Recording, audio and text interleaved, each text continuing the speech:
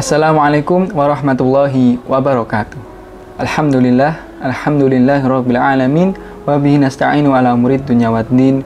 Wassalatu wassalamu ala asrofil anbiya'i wal mursalin wa ala alihi washabihi ajmain, amma ba'du.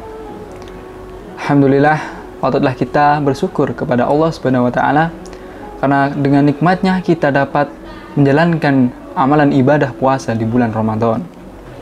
Tak lupa salat serta salam tetap tercurah limpahkan kepada baginda kita Nabiullah Muhammad SAW yang telah membimbing kita dari zaman jahiliyah menuju zaman yang terang benderang, yakni ad-dinul Islam, agama Islam.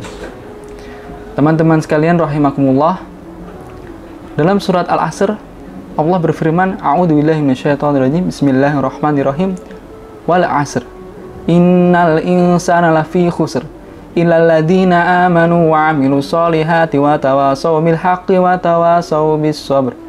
Shadaqallahul adzim.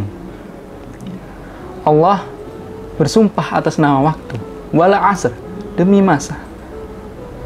Patutlah kita sebagai umat muslim memberikan perhatian lebih kepada apa yang disumpahkan oleh Allah, yaitu mengenai waktu. Maka dari itu, pelajaran yang dapat kita ambil dari surat Al-Asr yaitu yang pertama, tentang pentingnya waktu, urgensi waktu. Pepatah dulu mengatakan waktu adalah uang, yang dimana waktu sangat berharga, bahkan tidak dapat dibeli dengan uang. Bahkan waktu diibaratkan dalam suatu perdagangan adalah sebagai modal, yang dimana modal tersebut diberikan oleh Allah Subhanahu wa taala kepada kita agar kita menggunakannya dengan baik. Dan modal yang diberikan oleh Allah tidaklah banyak. Usia manusia rata-rata antara 60-70 tahun, sesuai hadis Rasulullah. Dan akhir dari waktu kita di dunia adalah kematian. Rasulullah SAW bersabda, perbanyaklah mengingat penghancur segala kelezatan, yakni kematian. Hadis riwayat Tirmizi. Kemudian yang kedua yaitu kerugian terbesar umat manusia adalah terlewatkannya waktu dengan hal-hal yang tidak bermanfaat, dengan hal-hal tanpa adanya menguatkan keimanan dan tanpa adanya amal soleh. Artinya ketika modal yang diberikan kita bergunakan untuk hal yang tidak baik, maka tidak ada keuntungan sedikit pun yang bisa kita dapatkan. Sehingga di waktu akhirat kelak, ketika amalan kita ditimbang, ketika amal baik kita lebih berat daripada amal buruk, maka insya Allah kita akan masuk surganya Allah Subhanahu wa taala. Dan ketika amal buruk kita lebih berat daripada amal kebaikan, maka kita akan dimasukkan di nerakanya Allah Subhanahu wa taala. Na'udzubillah.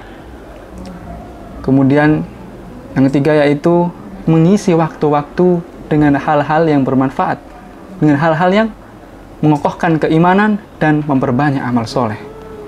Salah satu caranya dengan menjalankan perintah Allah dan berupaya untuk menjauhi segala larangannya. Ketika datangnya waktu sholat, maka bersegeralah kita untuk melaksanakan sholat. Dan ketika datang bulan Ramadan, maka hendaknya kita berpuasa Ramadan.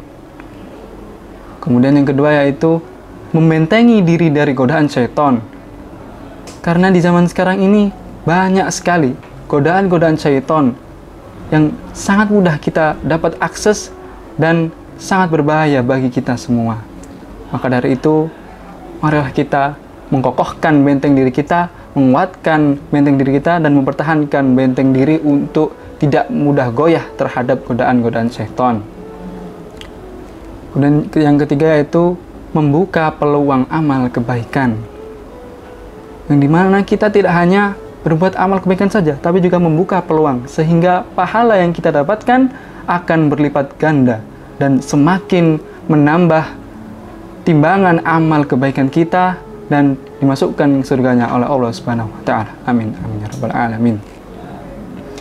Teman-teman sekalian rahimakumullah, maka dari itu di bulan Ramadan ini marilah kita memanfaatkan kesempatan ini dengan sangat baik, dengan mengisinya dengan amalan-amalan soleh, melakukan keutamaan-keutamaan yang hanya ada pada di bulan Ramadan, dengan berlomba-lomba dalam hal kebaikan, dengan banyak-banyak mengaji, mengikuti sholat tarawih, sedekah kepada orang, dan berbagi takjil, dan masih banyak lagi.